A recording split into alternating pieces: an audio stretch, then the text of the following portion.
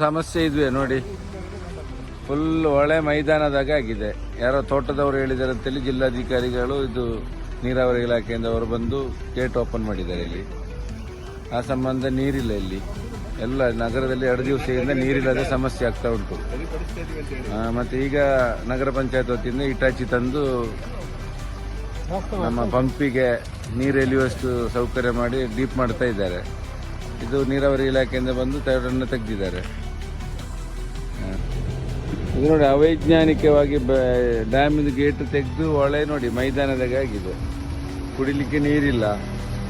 ಅದಕ್ಕೋಸ್ಕರ ಈಗ ಇಟಾಚಿಯಲ್ಲಿ ಗುಂಡಿ ತೆಗೆದು ಮೋಟ್ರ್ ಟ್ಯಾಂಕಿಗೆ ನೀರು ತುಂಬುವ ಹಾಗೆ ಮಾಡ್ತಾ ಇದ್ದಾರೆ.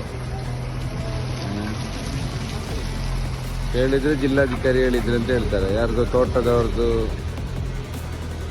ಮಾತು ಕೇಳಿ ಈಗ ಡ್ಯಾಮ್ ಓಪನ್ ಮಾಡೋದುಂಟ ನೋಡಿ. ಈಗ ನೀರು ತುಂಬುತ್ತಾ ಇಲ್ಲ, ಪೈಪಿಗೆ ಟ್ಯಾಂಕಿಗೆ ನೀರು ತುಂಬುವುದಿಲ್ಲ.